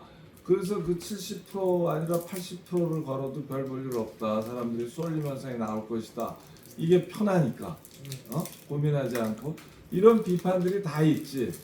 그래서 그 원탁에서 10명이 모여있는 원탁이 있을 거 아니에요. 150명 15개가 있을 거 아닙니까? 여기서 어떤 사람이 보통 2-3명만 말하고 나머지는 듣거든. 이걸 없애기 위해서 거기에 이제 토론 촉진자가 다 있어요. 각 테이블마다. 이 토론 촉진자가 룰을 정할 거 아닙니까? 1시간 1인당 1분 30초를 못 넘는다. 패스하는 건 좋다. 그래갖고 계속 그 시간을 제약을 가하고 패스하고 가급적 패스하지 않도록 하고 그런 식으로 해서 퍼실리테이터 훈련이 굉장히 중요해요. 그러니까 지금 말씀하신 모든 거는 현실적으로 언제나 일어날 수 있는 단점들이에요. 이 단점을 얼마나 잘 설계로 커버할 것이냐와 진행으로 커버할 것이냐의 문제가 있는 거죠. 그 두 가지 한계는 늘 있다라고 말씀드릴 수밖에 없어요. 완벽한 제도는 불가능합니다. 그렇죠, 물론이죠. 우리 저는 사실 집단 이성 믿어야 된다고 생각하거든요. 근데 이 진검다리 교육 공동체가 2018년도에 모의 시민회의를 2번 했어요. 성북구 그때 이제 구청장이 김용배 현 의원이었는데 저게 이제 문제의식의 동의를 굉장히 해서 전폭적으로 지원을 하고 진검다리가 이제 그 당시 이제 탄핵되고 난 직후에 막 개헌 논의, 막 권력구조 개편 논의, 막 이런 게 사회적으로 막 일어나고 했을 때 하나는 권력구조 개편을 가지고 있고 또 한 번은 생활정치. 그때 이제 경비 문제, 최저임금이 문제가 또 사회적으로 이슈가 돼가지고 하나는 이제 정치 이슈, 하나는 생활 이슈를 가지고 2번 했는데 8시간 했어요. 토요일 하루 풀로 해가지고 저희가 다 설계하고 전문 퍼시테이터들하고 전문적인 경력이 되게 많은 그런 이제 단체 내지는 업체라고 할 수 있는데 같이 해서 했는데 저는 그걸 하고 나서 충분하게 잘 설계되고 충분하게 안전하면서 민주적으로 그 토론의 분위기가 잘 기획이 되면 엄청난 그 결과들을 우리가 만들어낼 수 있다는 걸 저는 진짜 2번을 거쳐서 경험했어요. 그리고 국회에서는 2023년도에 2024년도 총선을 앞두고 선거제를 어떻게 바꿀 것인가를 가지고 국회의 비용으로 그때 500명의 위원들이 500명을 뽑아가지고 그거를 꽤 오래 학습을 해서 서울대 연구소하고 결합하고 KBS하고 연계하고 돈은 이제 국회 예산을 대고 이렇게 해가지고 선거제 관련된 공론화위원회를 했어요. 근데 그때도 엄청나게 진짜 우리가 상상할 수 없는 당시 국회는 받아들일 수 없는 뭐 비례 의석수를 확대해야 된다든가 뭐 여러 가지 우리 그 공론 선생님의 그 2강인가 1강에서 했었던 선거제 개혁과 관련돼서 상당히 근접한 그런 결론들이 나왔어요. 그래서 저는 사실은 뭐 약간의 이제 그 학습은 우리가 뭐 얼마나 전문성을 가지고 이런 문제를 접근한 문제는 아니다. 물론 설계를 잘못하면 그럴 수 있는데 보통의 시민들은 충분하게 이제 이 자료와 그다음에 전문가의 이 안내가 안전한 공간에서 민주적인 방식의 토론이 보장되는 안전한 공간에서 일정 정도의 시간이 부여되면 우리 누구나 다 할 수 있다. 아니 근데 그래서 성북구나 그것은 나중에 결론이 나왔죠. 결과가 어떻게 됐어요? 결과 나왔는데 권력구조 개편에 대해서는 그때 이제 이혼 집정제냐 내각제냐 대통령 사전 연임제냐 지자체 이런 차원의 식으로 문제는 이제 아니고 의제화가 저는 됐고 그런 결론이 아니라 통과가 됐냐 안 됐냐 실시가 됐냐 안 됐냐 아니, 근데 그거가 그래서 제가 모의 시민회라고 하는 모의 거예요. 시민회 어떻게 성북구라고 하는 구에서 결정한 게 그게 무슨 어떻게 국회 아니 그것은 성북구는 성북구대로 아까 선거제는 국회니까 전체고 성북구는 성북구대로 실행이 됐어요? 성북구에서 어떻게 대통령 연임제와 내각제를 할 수가 있어요? 그런 걸 가지고 모의 시민회 생활정치과에서 그래서 한번 했다면서요. 생활정치는 경비 통과가 돼서 그래서 네네 그렇게 해가지고 경비원들 당사자도 오고 전문가들도 오고 그다음에 그 행정을 맡은 구청 담당자들도 오고 이렇게 해가지고 거기서 이제 상생안 이런 게 나오고 결의문이 나오고 그게 이제 성북구청에서 실행한다 이렇게 다 그 자리에서 다 실행이 됐어. 네네네. 실행이 됐어.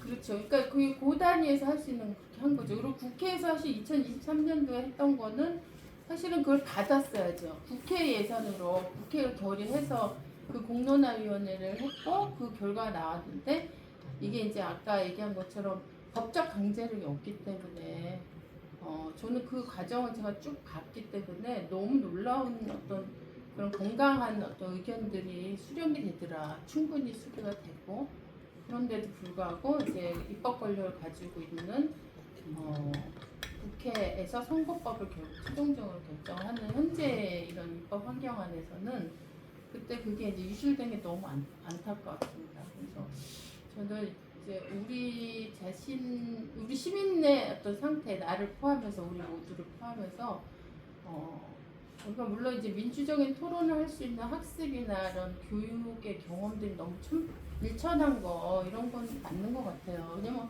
학교 12년 다니면서 제대로 그런 거 해본 적 없고 우리 사회가 이런 민주적 토론에 대해서 되게 개방적이고 안전하지 않은 그런 사회이기 때문에 그래서 어떻게 설계하고 충분하게 안전한 어떤 토론이 이루어질 수 있는 그런 환경들을 만드느냐 그리고 전문가들이 제대로 결합될 수 있도록 하느냐 그다음 충분한 예산을 가지고 저는 이게 우리 사회에서 다 필요한 일이다 이렇게 이제 동의가 되면은 굉장한 저는 이제 우리 정치가 안고 있는 한계를 돌파할 수 있는 여러 가지 그런 가능성들이 거기에 있는 것 같다. 근데 이거를 이제 현재 우리 사회 구조에서는 대의 권력에 대한 어떤 침해, 도전 이렇게 아직도 생각되고 있기 때문에 그런 문제의식들이 좀 확산되지 않으면은 이게 현실화되기 참 어려울 것 같다.